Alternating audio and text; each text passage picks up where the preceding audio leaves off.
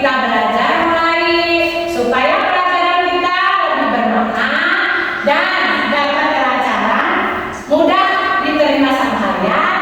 Kita berdoa terlebih dahulu. Ayo anak Opik sini ke depan, memimpin doa.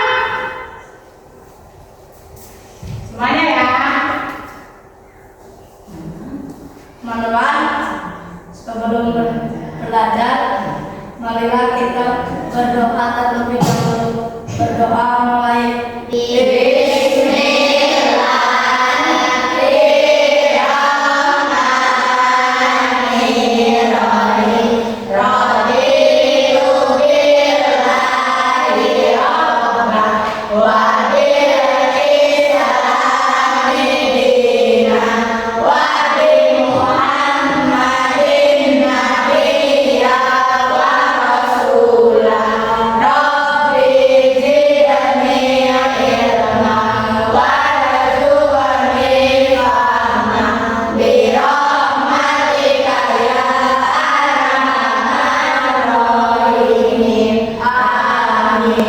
Terima kasih Naomi.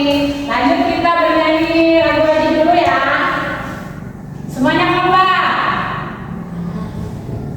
Yuk, bareng.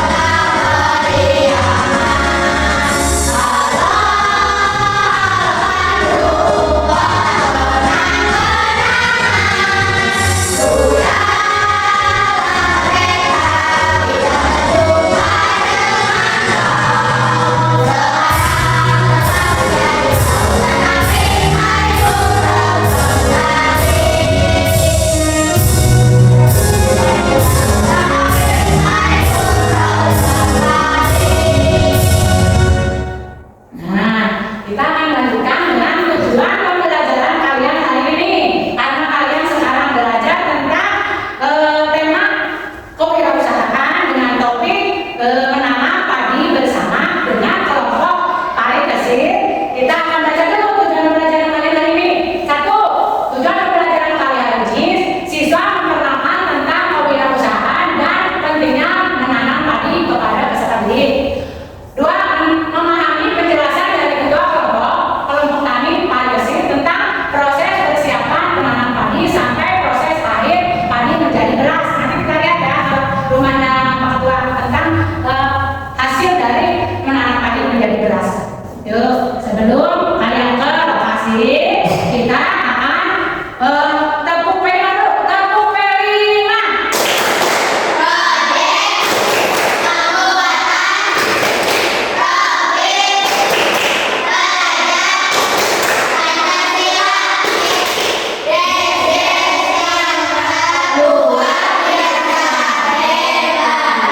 kasih. Yuk kita ke lokasi. Ayo semuanya berdiri keluar ke lokasi.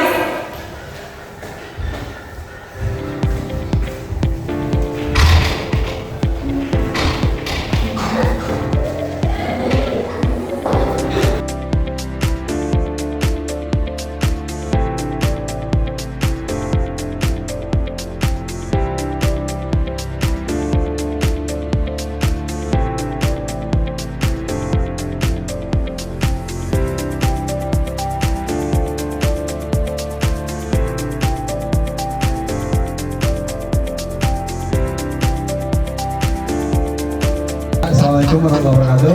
Waalaikumsalam warahmatullahi wabarakatuh. Selamat pagi, apa kabar semuanya? Masih dengan kelompok tani padi gesit di Galuh ya, adik-adik semuanya. Ini dari SD 1 Bangun Sari. Alhamdulillah kemarin pada tanggal 26 kita sudah menanam bersama.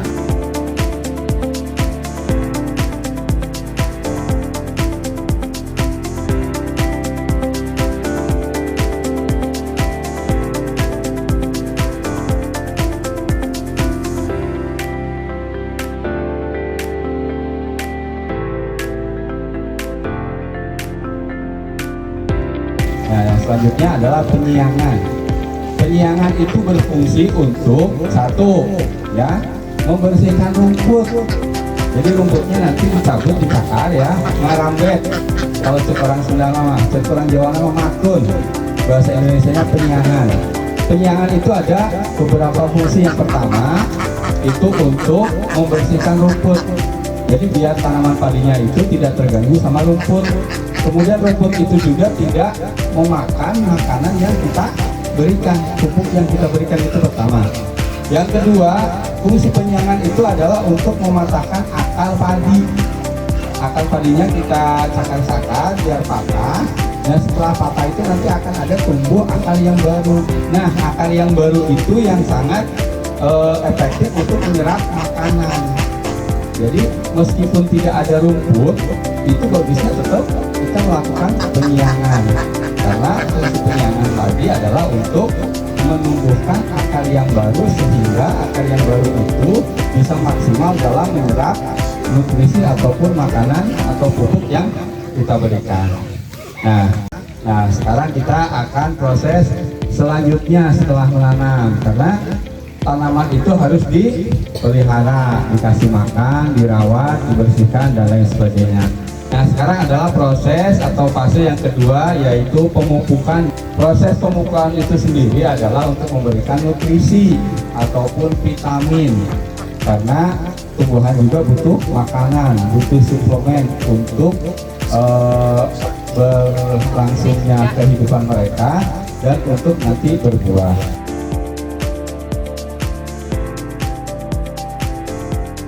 Setelah penyiangan, ya, penyiangan, kemudian pemupukan. Itu pemupukan fase pertama itu antara umur 15 sampai 20 hari setelah tanam.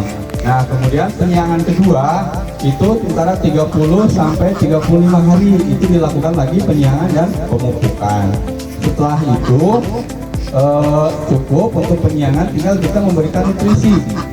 Nutrisi kalau 0 sampai 30 hari itu kita kasih nutrisi untuk pertumbuhan, ya, untuk pertumbuhan. Nah, setelah 30 hari sampai 90 hari itu kita kasih nutrisi untuk pembuahan. Jadi sesuai dengan fase dari tanaman itu. Nah, sekarang kita melakukan pemupukan itu untuk pertumbuhan, ya, untuk mempercepat pertumbuhan. Nah, nanti setelah 30 hari ke sana kita melakukan pemupukan atau suplemen itu untuk pembuahan. Nah, setelah itu kita bisa mengamati bagaimana perkembangannya. Kemudian setelah 100 atau 105 hari nanti kita akan panen bersama. Nah, untuk panen nanti kita akan panen bersama, dan alhamdulillah di Parikesit juga sudah ada produknya. Itu produknya nanti sambil, ya. Ini produknya yang sudah dikemas. Nah, jadi diharapkan nanti petani itu tidak menjual padi, ya, tapi bisa menjual beras. Karena apa? Karena ketika kita menjual padi, ya hanya padi itu, gitu kan. Tapi ketika kita menjual beras, kita bisa mempunyai brand, terus harganya juga bisa lebih mahal. Nah, ini contoh produk yang sudah dikemas, ya, ini beras Galuh organik. Ini harganya itu per kilonya 20.000. Sementara kalau harga yang biasa itu cuma 12.000. Jadi ada peningkatan harga, jadi akan menambah pendapatan untuk para petani. Berbeda kalau misalnya kita jual padi. Jual padi kita sekintal paling cuma 700.000. Sementara kalau di Heller sekintal itu bisa jadi 70. Berarti 70.000 bisa jadi 1.400.000 itu produknya. Nah, 2 kali lipatnya. Nah, kemudian produk yang lainnya juga, ini ada nasi liwet. Nah, ini adalah nasi liwet instan, ya. Ini produk turunan dari beras. Jadi prosesnya ini kayak masak mie. tinggal dimasukkan ke Magicom, ada bukunya, ada salam seret dan lain sebagainya. Nah, setelah itu matang langsung bisa dikonsumsi, dan ini tidak ada pengawetnya, tidak ada MSG-nya, semuanya alami dan baik untuk kesehatan. Nanti adik-adik bisa lah melihat proses gimana pengemasannya, gitu kan, gimana proses penggilingannya dan lain sebagainya. Nanti kita bisa lihat setelah panen, gitu kan. Nah, untuk harga ini 250 gram, harganya 25.000, kan? Luar biasa. Berarti kalau sekilo 4 bungkus harganya 100.000. Yang beras segitu cuma sekilonya 20.000. Tapi ketika kita berinovasi, kita berkreasi, ditambahkan bumbu, kemudian kemasannya yang bagus, kita bisa melipat gandakan harganya. Kalau yang itu sekilo 20.000, yang ini sekilo 100.000, kan? Luar biasa. Jadi nanti adik-adik juga bisa bertani, tapi bertaninya yang modern, deh, ya, yang modern. Jangan bertani yang asal gitu-gitu aja. Kita harus berkreasi, menciptakan hal-hal yang baru, ya. Nanti adik-adik begitu nanti sudah gede bertani, paling nanti taninya pakai HP, ya. Mau nyebor pakai HP, mau traktor harus pakai remote, gitu, lalu duduk kayak gitu kan. Mau nyemprot sekarang udah ada drone, gitu kan, yang kayak pesawat. Nah, jangan dilihat bahwa bertani itu hanya gitu-gitu aja, kotor, panas dan lain sebagainya. Karena bertani itu pekerjaan yang sangat mulia. Karena apapun yang ditanam sama petani, terus dimakan hama, dimakan hewan, dicuri sekalipun, itu nilainya sodako. Ya, jadi kalau misalnya yang dimakan keong, ya biarin. Keong juga pengen hidup. Dimakan tikus, ya biarin, asal jangan banyak-banyak. Gitu ya. Jadi pertanian ini adalah satu-satunya sektor usaha yang tidak kenal pandemi. Ada yang ingat waktu corona ya, yang bis pada dia tidak boleh kepergian, yang dagang juga sudah pada tutup. Petani masa terbe, nanam, panen, itu kan nggak ada masalah. Nah, ke depan sektor pertanian adalah sektor yang sangat diperhatikan oleh Bapak Presiden, karena Presiden sekarang Pak Prabowo itu melaksanakan petani swasembada pangan, ya. Jadi sektor pertanian sangat diperhatikan, termasuk sekarang program yang petani milenial. Petani milenial itu batasnya 39 tahun. Itu bisa, ada yang di Jepang, ada yang di Thailand, itu sekolah pertanian. Sekedar sosialisasi ataupun arahan, cukupkan sekian. Kita yel dulu ya. Ya. Petani Indonesia jaya. Petani organik, selamatkan bumi, sejahterakan petani. Wih, ceplok. Sekali lagi ya, sekali lagi. Oke. Petani Indonesia jaya. Petani organik, selamatkan bumi, sejahterakan petani.